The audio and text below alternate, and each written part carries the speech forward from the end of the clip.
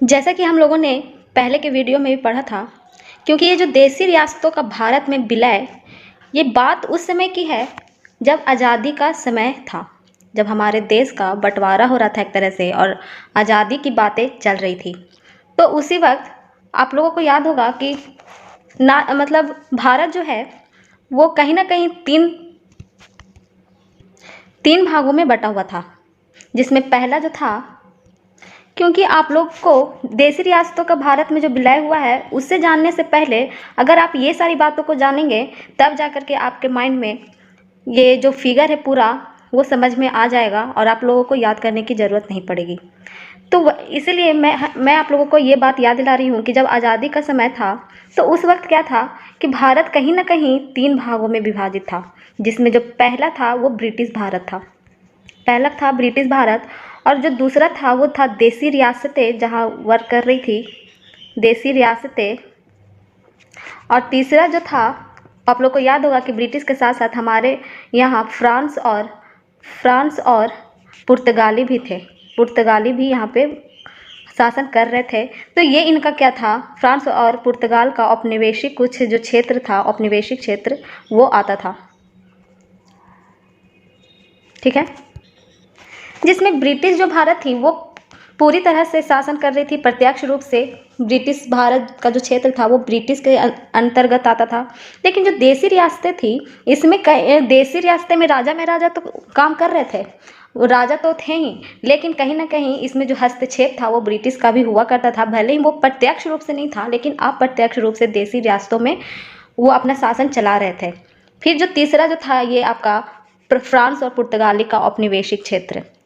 तो क्या हुआ, यही जो देसी रियासतें थी, इसी देसी रियासतों का जो विलय हमारे भारत में करवाया जा रहा था, तो कुछ जो देसी रियासतें थी वो तो तैयार हो गई थी भारत में आने के लिए, लेकिन कुछ जो देसी रियासतें थी वो भारत में आना नहीं चाहती थी।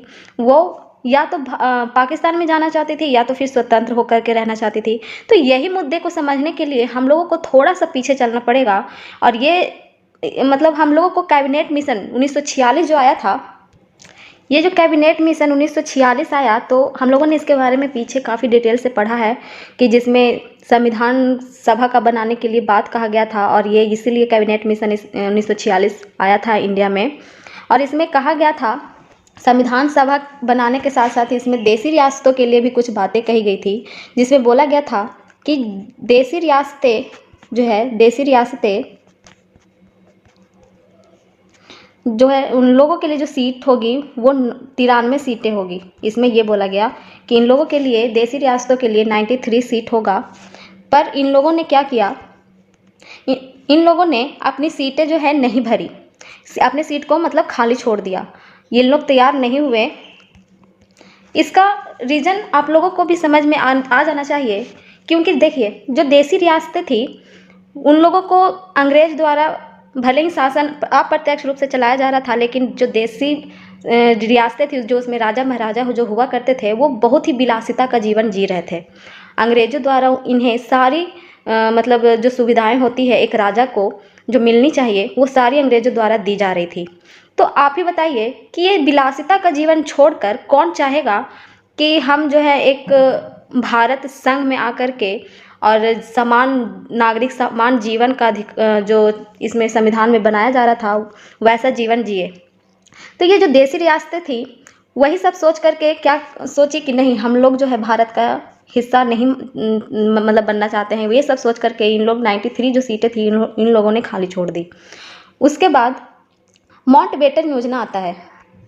क्या माउंटबेटन योजना, जिसके बारे में हम लोगों ने पीछे अच्छे से पढ़ा है, लेकिन फिर भी जो देसी रियासतों का विलय के बारे में हम लोगों को समझना है तो उस चीज़ों के लिए हम लोगों को इस पर थोड़ा सा फोकस करना पड़ेगा कि जब किस तरह से जब कैबिनेट मिशन 1946 आया उसके बाद उन लोगों ने 93 सीट नहीं भरी। और उसके बाद माउंटबेटन योजना 1947 में जब आया तो इन देसी रियासतों के पास 3 रास्ते छोड़े गए थे। जो देसी रियासतें थी उनके पास कितने रास्ते छोड़े गए, तो 3 रास्ते छोड़े गए। पहला जो रास्ता था इन देसी रियासतों के लिए वो था कि ये तो या तो ये भारत में आकर के मिले, मतलब भारत में रहे, या तो ये स्वतंत्र हो जाएं, ठीक है, या फिर ये पाकिस्तान में जाकर के मिले। क्योंकि उस वक्त पाकिस्तान भी को भी मतलब बोला गया था, मतलब बन रहा था उस वक्त, जब हम मतलब हमारे भारत से जब अलग हो रहा था, तो पाकिस्तान में जाकर के मिलने के लिए भी इन लोगों को माउंटबेटन 1947 के योजना में इन लोगों को ऑफर दिया गया था। और आप लोगों को याद होगा कि जो जूनागढ़, हैदराबाद और जो जम्मू कश्मीर है, ये तीनों कौन कौन, एक सेकेंड, स्वतंत्र होने के लिए जो विचार किए थे वो 3 देसी रियासतें थी, जिसमें से पहला जो था वो था जूनागढ़, दूसरा जो था वो था जम्मू, ठीक है, जम्मू कश्मीर, और जो तीसरा था वो था हैदराबाद। हम इन्हीं को विस्तार से पढ़ेंगे कि जूनागढ़, जम्मू कश्मीर और हैदराबाद का जो विलय होता है वो किस प्रकार से होता है। तो पहले आप ये जानिए कि जब माउंटबेटन योजना 1947 में भारत में विभाजन और आज़ादी के बारे में लेकर के जब आया गया था, तो जब ये तीनों जो स्टेट थे वो स्वतंत्र होने के लिए चाह रहे थे। तो आप ही सोचिए कि जब भारत का विभाजन हो रहा है तो वो पूर्ण रूप से होगा ना, अगर वो मतलब भारत का जो मैप है आप देखेंगे तो अगर ये हैदराबाद जो है क्या कहाँ आता है, बीच में आता है। तो बीच में अगर एक ये लोग स्वतंत्र होकर के अपना अगर देश बनाना चाहेंगे तो इस तरह से इंडिया को कितना ज़्यादा नुकसान होता, मतलब चाहे वो रक्षा के लिए हो, चाहे वो मतलब हर चीज़ से इंडिया को काफ़ी ज़्यादा नुकसान हो जाता। तो इसीलिए इन सब का मतलब एक निचोड़ निकालने के लिए फिर इसमें क्या होता है कि सरदार वल्लभ भाई की जो मेन जो भूमिका होती है वो यहाँ पर निखर कर सामने आती है, कि क्योंकि वो कभी नहीं चाहते थे कि भारत का विभाजन इस तरह से हो कि जिससे भारत बीच में आकर के फंस जाए। तभी सरदार वल्लभ भाई पटेल के द्वारा इन सभी देसी रियासतों का विलय करवाने के लिए एक रियासती विभाग का यहाँ पे गठन होता है। ये रियासती विभाग का गठन होता है जिसमें जो मंत्री चुने जाते हैं, हमारे जो मंत्री चुने जाते हैं, इसमें सरदार वल्लभ भाई पटेल चुने जाते हैं, सरदार वल्लभ भाई पटेल चुने जाते हैं। और इसके जो सचिव जो चुने जाते हैं वो बीपी मेनन ये चुने जाते हैं, ठीक है। एग्ज़ाम के लिए ये इम्पोर्टेंट रखता है, क्योंकि देखिए सरदार वल्लभ भाई अब अकेले तो सब चीज़ करवाए नहीं थे, भले ही सरदार वल्लभ भाई पटेल जी का काफ़ी ज़्यादा योगदान था, लेकिन इसके साथ साथ और भी बहुत सारे लोगों का योगदान रहा, जिसमें ये बाएं हैंड के रूप में जो सरदार वल्लभ भाई पटेल जी का साथ दे रहे थे वो थे बीपी मेनन।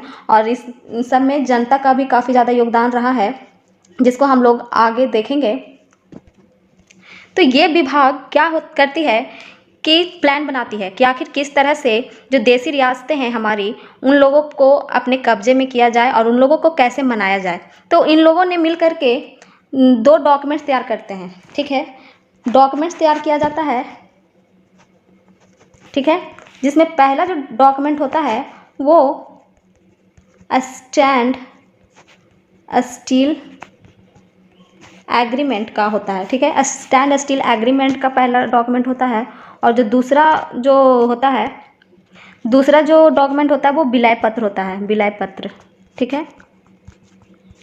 तो ये जो स्टैंड स्टील है वो एक तरह से कहिए कि इसमें मतलब बोला गया देसी रियासतों को कि आप सत्ता जो है आप ही लोग के पास रहेगी एक तरह से, क्योंकि देखिए देसी रियासतें भले ही जो राजा महाराजा थे वो राजा की कुर्सी पे बैठे हुए थे, लेकिन देख रेख जो विदेशी मामला है, चाहे वो जो रेलवे का हो चाहे कुछ का भी हो, वो उस पर हस्तक्षेप ब्रिटिशों का था। तो इन लोगों ने भी यही कहा कि जिस तरह आप अंग्रेज़ों के मतलब शासन में रह करके अपना विलासिता का जीवन जी रहे थे, तो अब सत्ता जो है हमारे हाथों में आने वाली है, तो क्यों ना आप उसी तरह का जीवन जिए और जो कुछ जो छूट है जैसे कि विदेशी नीति संपर्क ये सब वगैरह वो आप मेरे हाथों में दे दे जैसे आपने अंग्रेज़ों को दे रखा था। तो वो स्टैंड स्टील मतलब का मतलब यही था। अब विलय पत्र का तो मतलब आपको पता ही है कि विलय पत्र साइन करने के बाद जो है देश जो है यानी कि जहाँ पे देसी रियासतें थी उसका सारा कार्यभार कहाँ आ जाता, वो इन लोगों के पास आ जाता, ठीक है। तो अब देखिए जो 3 देसी रियासतें थी खास करके, पहला जो जूनागढ़, जूनागढ़ के बारे में अब हम लोग पढ़ेंगे विस्तृत रूप से कि जूनागढ़ का विलय आखिर कैसे होता है। तो जूनागढ़ के जो मंत्री होते हैं वो कौन होते हैं? मोहम्मद महावत खान। मोहम्मद महावत खान इस जूनागढ़ के मंत्री होते हैं। तो इनको बोला जाता है कि मतलब सरदार वल्लभ भाई पटेल जैसे सब जगह जा जा करके मीटिंग कर रहे थे, सभी देसी रियासतों के साथ उनको समझा रहे थे और अपने देश में आने के लिए विलय पत्र पर साइन करने के लिए समझा रहे थे, वैसे इनको भी कहा गया था।